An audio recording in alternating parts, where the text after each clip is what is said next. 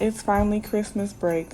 For a typical 22-year-old college student, this is the time to sleep in, go on vacation, and catch up on past Netflix shows. A time to do absolutely nothing. It was the middle of the night and I was sleeping peacefully. All of a sudden, I was awoken by this loud scream. I immediately sat up and looked around my dark, lifeless room. I was so confused. Then all of a sudden I heard the noise again.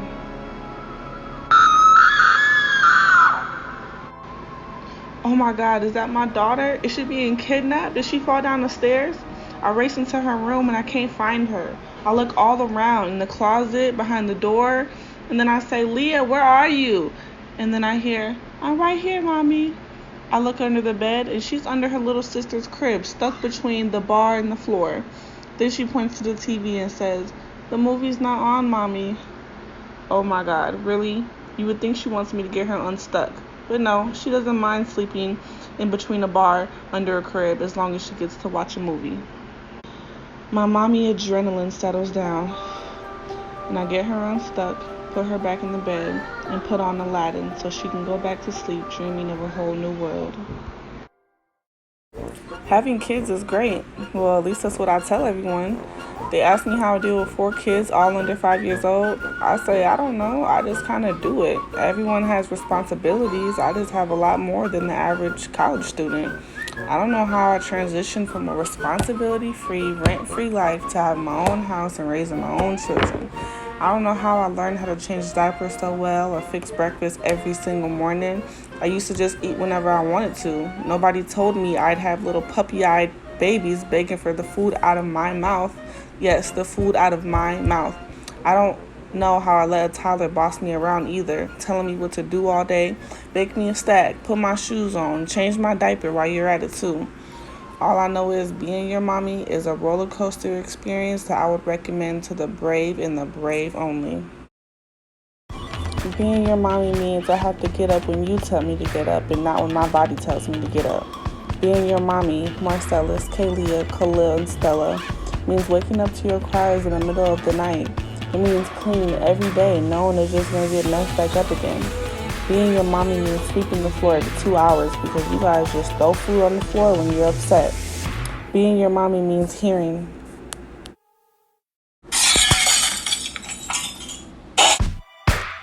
in my dreams because you guys are always breaking stuff. It means hearing you guys fight over toys and whining about someone's leg touching yours in the car, driving me crazy. Being your mom means cleaning up your throw up out of the car when you're sick. It means having 4 extra sets of teeth to brush before my own in the morning. It means disciplining you even when I don't want to be mean to you, but I have to. It means chasing you down in Walmart because you think since I'm running after you, we must be playing a game of tag.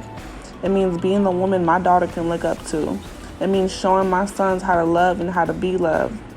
Being your mommy means I have a lifelong responsibility to mold you into a human being that anyone would be proud of. It means worrying if I'm doing good enough job, or what could I be doing better? It means finding the time to read you a bedtime story every night before bed.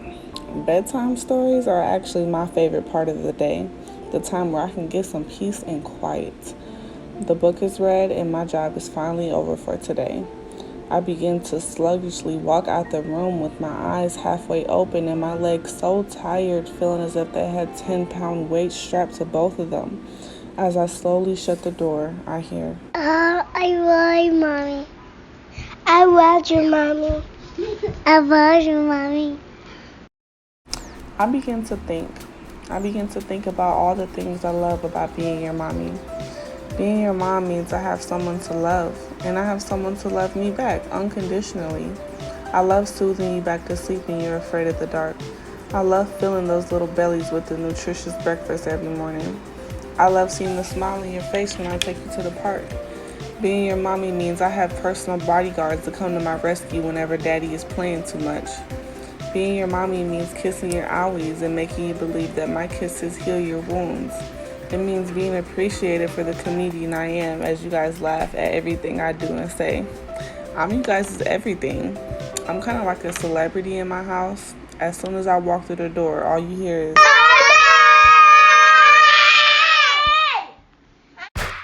as you guys are jumping and twirling around with pure joy that your mommy is finally home.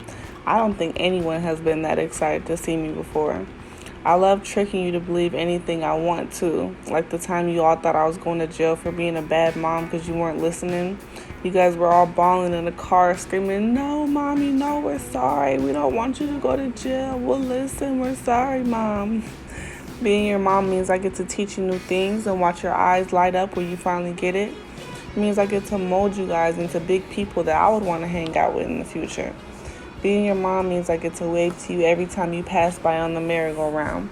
Being your mom is a responsibility, but being your mom is definitely a privilege.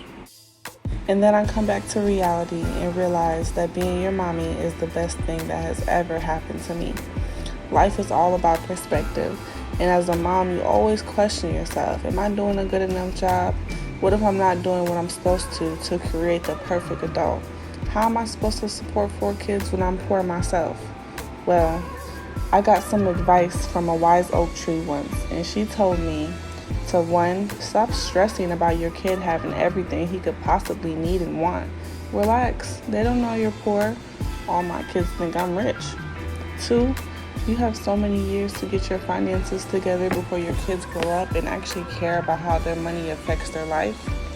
And 3, you are not the only influence in your child's life, and no matter how hard you try to protect them and cover them, they will make their own mistakes and become their own person. Everyone is on this earth trying to figure life out, when in reality, life is not meant to be figured out. It's meant to be experienced. There's no best time to have a baby, but having kids doesn't stop your life. It just fills you up with a lot more memories and a lot more love. It's a love that has no boundaries. It's the feeling of being loved unconditionally that gets me the most.